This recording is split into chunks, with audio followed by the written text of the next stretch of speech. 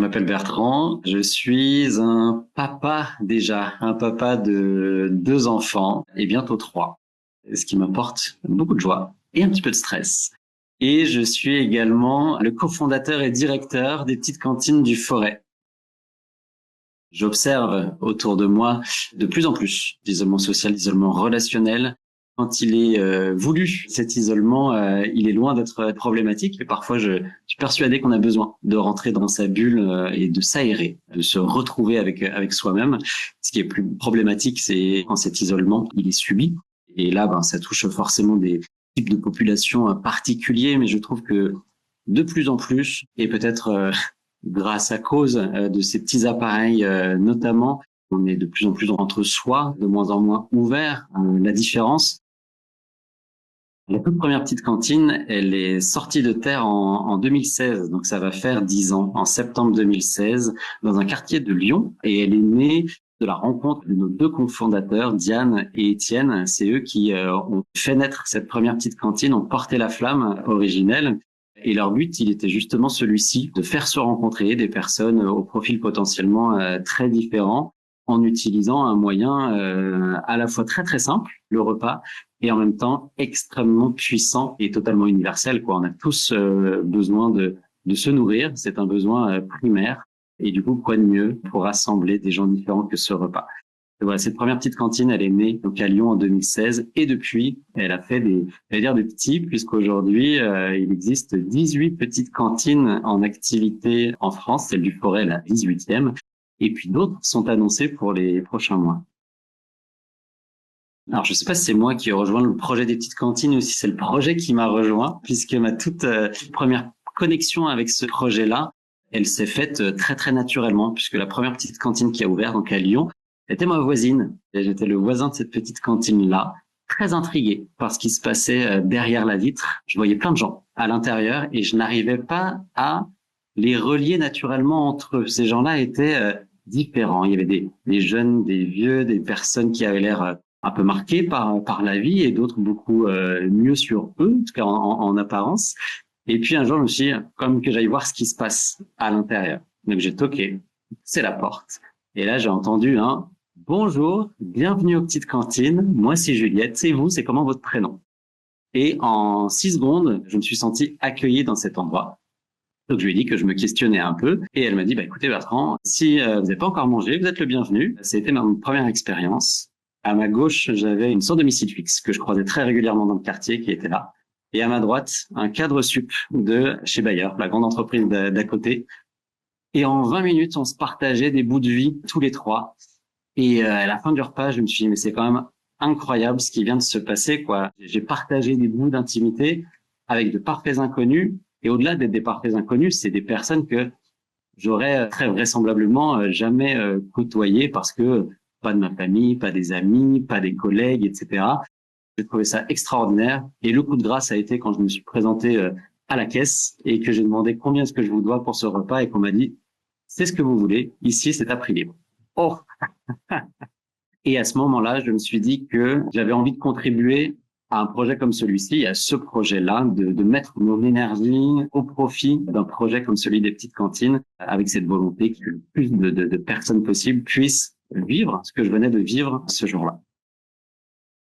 Je dirais que les petites cantines, c'est un restaurant, mais c'est un restaurant un peu particulier.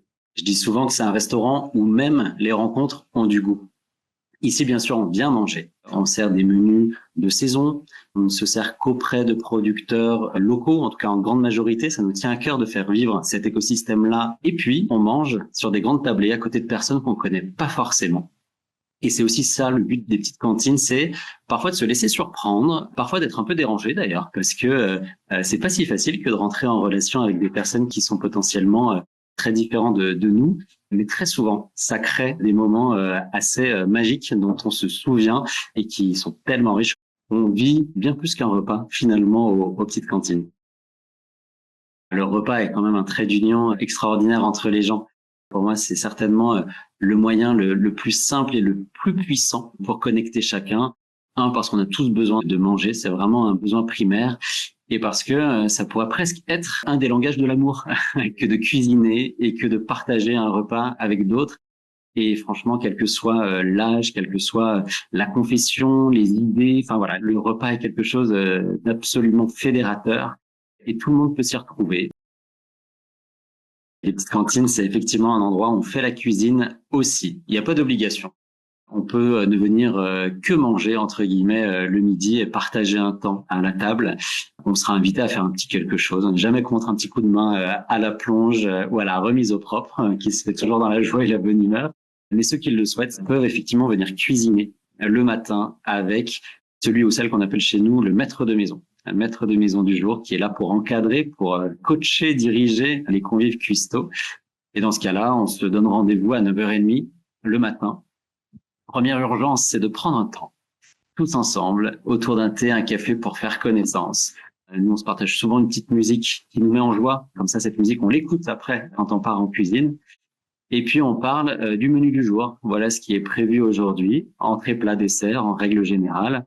Et puis, chacun choisit à quoi il va contribuer. Donc, ça crée des petites équipes qui ensuite vont cuisiner ensemble pour le reste de la matinée. Et la dernière étape indispensable de ce moment-là, c'est le brief sur les consignes d'hygiène et de sécurité. On a un restaurant, on a quand même des règles, et heureusement, à respecter à ce niveau-là. Et puis ensuite, de 10h à midi, c'est parti pour l'atelier de cuisine en tant que tel. Parfois, il y a des petits coups de stress, on dit oh, on sera jamais prêt à temps. Et en fait, on l'est toujours. Et sur les coups de midi, voilà, on met la table pour tous ceux qui nous rejoignent à midi et on partage le repas ensemble ensuite. Le prix libre, c'est quelque chose de très particulier. C'est très inconfortable, très souvent pour les convives et notamment ceux qui viennent nous voir pour la première fois. Et nous, on se cherche encore sur la façon de le présenter et de comment rendre les personnes à l'aise avec ça. Et l'idée pour nous du prix libre, c'est de se dire que le prix ne doit absolument pas être un frein, ni au bien manger, ni à la rencontre. Derrière, pour le faire vivre, ce prix libre et qu'il soit vraiment libre, c'est une autre paire de manches. Moi, ce que je dis le midi quand je présente le prix libre à nos convives du jour, le bon prix, c'est celui qui permet de revenir souvent. Je ne dis rien d'autre. Sauf, j'entends que certains d'entre vous ont besoin de repères. Pour vous, c'est indiqué ici. Et derrière moi, j'ai une petite ardoise qui détaille un petit peu le coût de revient d'un repas de façon très transparente. Chez nous, c'est entre 12 et 14 euros. Et puis, j'ai un petit camembert qui montre que j'ai entre 3 et 5 euros de matières premières, 5 euros et quelques de salaire, et puis le reste, c'est des charges courantes. Donc, il y a quelques points de repère pour les personnes qui en ont besoin. Et puis, ça donne lieu derrière à des discussions, parfois qui sont plus intimes avec des personnes. J'ai notamment des personnes qui, initialement, m'ont dit « Écoute, j'adore vraiment. Je reviendrai que le mois prochain parce que je sais que financièrement, je pourrais pas payer 14 euros à chaque fois. » Et là, je me dis « J'ai mal fait mon boulot. » Et c'est un échec pour moi si la personne ne se sent pas libre de mettre 2, 3, 4 euros dans la cagnotte à chaque fois. Donc là, c'est vraiment dans la discussion que ça se joue. La dernière personne que j'ai en tête avec qui j'ai eu cette discussion, je crois que je lui ai dit ça en lui disant, tu sais ce que tu me dis là, je le vis comme un échec personnel. C'est que tu ne te sens pas vraiment libre de mettre ce que tu veux, ce que tu peux dans la cagnotte. Et le lendemain, elle était là. Et le lendemain, elle m'a donné 3 euros. Et j'étais super content de ça.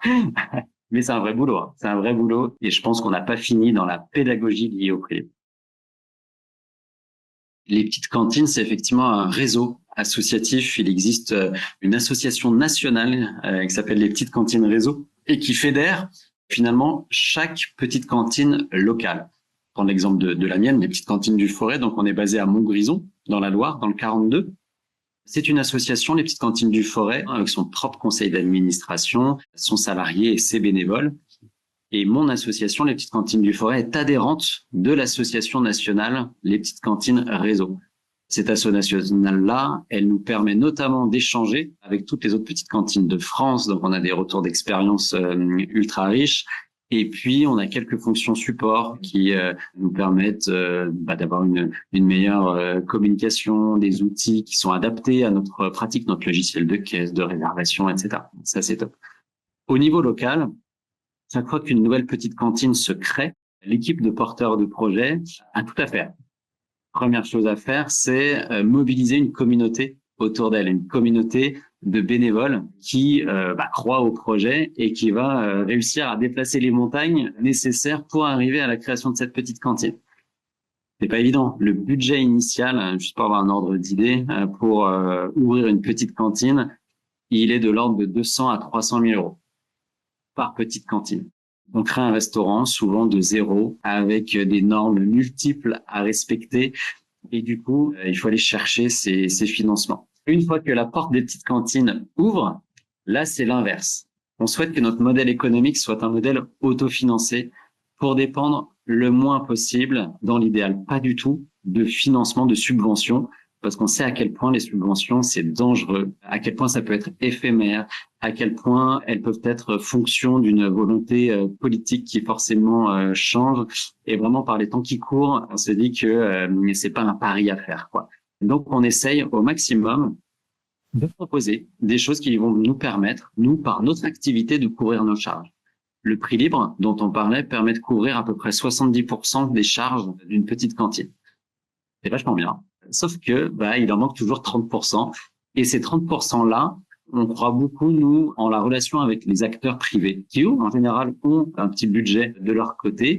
Donc, nous, par exemple, dans le Forêt, on a conçu la salle dans laquelle je suis aujourd'hui, qui est un peu une salle de réunion qui peut être privatisée par les entreprises du coin qui veulent organiser un séminaire, une réunion avant ou après le repas. On peut proposer également dans le reste de la petite cantine des ateliers de cohésion d'équipe et par là même, en fait, faire vivre, nous, notre concept à des acteurs du monde de l'entreprise qui, par ailleurs, peuvent revenir ensuite individuellement en tant que convives aux petites cantines pour partager leurs repas, cuisiner le matin, etc. C'est encore un moyen de croiser les mondes. Et moi, je trouve ça très intéressant de contribuer, là encore, à faire tomber des préjugés, à faire changer de regard sur ces deux mondes-là, quoi. Des belles histoires aux petites cantines, il y en a vraiment beaucoup. Je crois même qu'on a déjà de premiers mariages et bébés petites cantines, de personnes qui se sont rencontrées ici. Moi, la dernière en date, elle date d'hier, où hier, à table, il y a une personne qui venait pour la première fois, Marion, très timide, très réservée, qui s'est installée sur une table. Il y avait 7 autres personnes à côté d'elle. Et pendant le repas, Marion a confié à sa voisine qu'aujourd'hui, elle était toute seule. Elle était venue là parce que, justement, elle était seule et que c'était un jour particulier pour elle, c'était son anniversaire. Et que, du coup, elle avait envie de voir du monde pour ça. 5 minutes après, sa voisine qui était installée juste à côté d'elle est partie, est allée lui mettre une bougie sur le dessert. Elle lui a souhaité son anniversaire ici et son autre voisin a payé une bouteille de champagne pour toute la table. Elle a pleuré d'émotion, pleuré de joie de vivre cet anniversaire-là qu'elle pensait initialement vivre toute seule chez elle. Et elle a vécu là un moment d'émotion extraordinaire qu'elle nous a embarqués d'ailleurs tous et toutes dans cette émotion-là. C'est vraiment des petites choses, mais je pense qu'ils peuvent vraiment changer une journée et bien plus que ça. Un lieu comme les petites cantines, il permet vraiment d'avoir une bulle d'oxygène incroyable, de retrouver du sourire, de la joie. Et je trouve que dans la période qu'on vit aujourd'hui, je veux dire que ça n'a pas de prix, non, c'est un prix libre.